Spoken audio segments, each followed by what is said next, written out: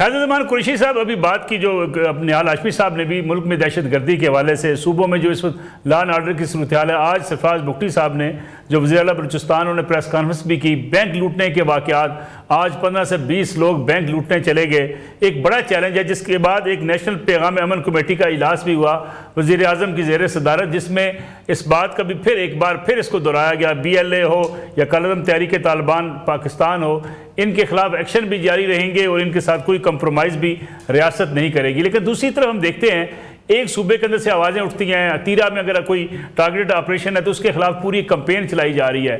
दहशत गर्दों से निपटने के लिए तमाम सियासी जमातें, तमाम इदारे और तमाम मुकातबे फ़िक्र के लोग यक आवाज़ क्यों नहीं हैं? साहब, ये बिल्कुल एक लम्हा फिक्रिया है और इस पे बहुत बात होती भी है और हो भी रही है और होनी भी चाहिए। देखिए, जहाँ तक पाकिस्तान में अमन व अमा की सूरत हाल है, क्रॉस बॉर्डर टेररिज्म है, अंदरूनी मुल्क या इन्फिल्ट्रेशन है, तश्कीलें आ रही हैं, BLA हो, TTP हो, TTA हो, फितनतुल हिंदुस्तान हो या फितनतुल अफगानिस्तान हो, माजी में होता जा रहा है। इसमें यकीनन एक बैरूनी अंसर और भारत स्पॉन्सर्ड एलिमेंट्स मौजूद हैं और उन्होंने देखा कि ईरान अगर खुदा न खास्ता डिस्टेबलाइज होता है और पाकिस्तान ने और हमारे अरब वर्ल्ड ने उसमें एक बड़ा कलीदी किरदार अदा किया कि टेंशन्स को किसी तरह डिफ्यूज किया जाए, क्योंकि हमारे बिल्कुल ये इंटरेस्ट में नहीं है कि अफगानिस्तान के बाद जो है वो ईरान भी डिस्टेबलाइज हो जाए। तो यकीनन ये जो कार्रवाई हुई है या बैंक लूटे जा रहे हैं या वहां पे दोबारा इंस्टिगेट किया जा रहा है, इसमें इसका भी पस मंजर है। लेकिन having said that, Faisal Chaudhry साहब की इस बात से हमें इत्तफाक करते हैं कि एक पॉलिटिकल टेम्परेचर को, अंदरूनी जो मामलात हैं उनको हमें हल करना चाहिए। और जहाँ तक 8 फरवरी की हड़ताल है या जो एहतजाज है, वो अगर जमहूरी दायरे में रहकर एक पीसफुल प्रोटेस्ट करते हैं और उनकी जो एक एग्रेसिव ब्रिगेड है वो उसका एनवायरनमेंट को हॉस्टाइल नहीं करते, तो हुकूमत को भी हम समझते हैं कि ज्यादा पैनिक नहीं करना चाहिए। लेकिन माजी का जब ट्रैक रिकॉर्ड है, 26 नवंबर का है या पहले जो एहतजाज हुए, वो बड़े कोई प्रॉमिसिंग नहीं थे, तब भी स्पेस मिलती रही। और देखिए, आपने सिंध में जाके इन्होंने पॉलिटिकल एक्टिविटी की, ठीक है, वहां पे एक दो चीजें हैं जिनके ऊपर बात हो सकती है, वो इनकी तरफ भी निकलती हैं। अगर वहां पे कोई ज्यादती हुई है तो उसके लिए हमारे वज़रा ने माजरत भी की है, लेकिन हमने ओपन आर्म पॉलिसी रखी। तो उससे साबित ये हुआ कि अगर ये पीसफुल तरीके से अपने प्रोग्राम्स करते हैं या एहतजाज करते हैं तो कोई इनके साथ ज्यादती होनी नहीं चाहिए और हम चाहेंगे कि ना हो। लेकिन टेम्परेचर्स को नीचे लाने की जरूरत है। जो कोर इश्यूज हैं, कश्मीर है, लॉ एंड ऑर्डर है, पाकिस्तान के क्वेश्चन, जो प्रोग्राम का वक्त बड़ा मुख्तर बचा है, मैं फैसल चौधरी साहब से, निहाल हाशमी साहब से भी इस पर कमेंट चाहूँगा। फैसल चौधरी साहब, ये दहशत गर्दी का जो है चैलेंज है, हम सब के लिए है, सिर्फ खैबर पख्तूनख्वा के लोगों के लिए नहीं है बल्कि पूरे पाकिस्तान के लिए है। खैबर पख्तूनख्वा का भी शहरी पाकिस्तानी है, हमारा भाई है।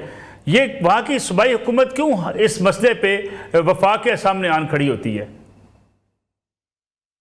देखिए मलिक साहब, ये सिर्फ आप काइंडली अंडरस्टैंड कीजिए, वहाँ पे जो अमन जरगा हुआ है, वहाँ पे पीपल्स पार्टी और नून लीग की जो सूबाई तंजीमें हैं, जो डॉक्टर बात नून लीग के अपोजिशन लीडर हैं और गवर्नर फैसल कुंडी, वो को होस्ट है अमन जरगे के, और वहाँ पे उन्होंने जो ये मुतालबात रखे हैं उसमें उन्होंने कहा है कि सफारतकारी को तरजीह दी जाए और असेंबली के साथ मिलके हुकूमत के सूबाई हुकूमत, वफाकी हुकूमत जो है, सूबाई हुकूमत और सूबाई असेंबली के साथ मिलकर दहशतगर्दी की पॉलिसी बनाए।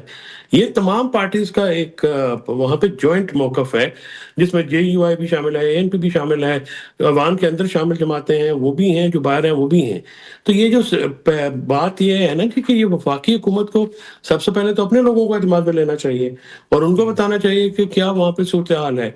ज़ाहिर है, दहशत गर्दी का जो मसला है किसी एक पार्टी का, एक सूबे का, ग्रोह का तो नहीं है। जैसे अभी हैदर साहब बता रहे हैं कि जो बलूचिस्तान में अभी आपने सरफराज बुगटी साहब ने जो कहा कि बैंक लूटे जा रहे हैं, वहाँ पे आए रोज ये तमाशा हो रहा है।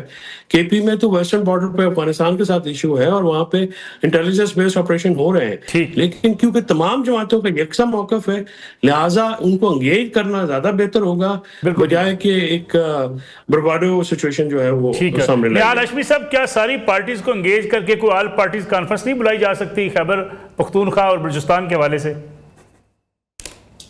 जी, ये माजी में भी कोशिश होता रहा है और हो सकता है आइंदा भी हो, मगर नसरुल्लाह साहब आपने देखा होगा कि जो कौमी असेंबली है इसके अंदर ऑलमोस्ट तमाम पाकिस्तान की पॉलिटिकल पार्टीज एग्जिस्ट करती है और उनकी गुफ्तशनीद आपस में होते हैं। स्पीकर जनाब अयाज सादिक साहब ने 12 इस बात का इरादा किया है कि मेरे दरवाजे खुले हैं, हर वक्त हम वक्त जो भी जैसे भी पार्लियामेंट के अंदर रिप्रेजेंटेशन है नहीं है, आप आए बैठ के बात करें। इससे अच्छा फोरम कोई नहीं हो सकता। Safe, secure, a friendly environment, उस पर बैठ के बात किया जा सकता है और बात होनी चाहिए।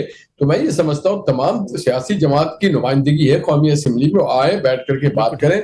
हम तो वज़ीर आज़म साहब तो हम वक्त तैयार रहे बात करने के लिए ऑन प्रिंसिपल ऑफ डेमोक्रेसी और on principle of parliamentary matters.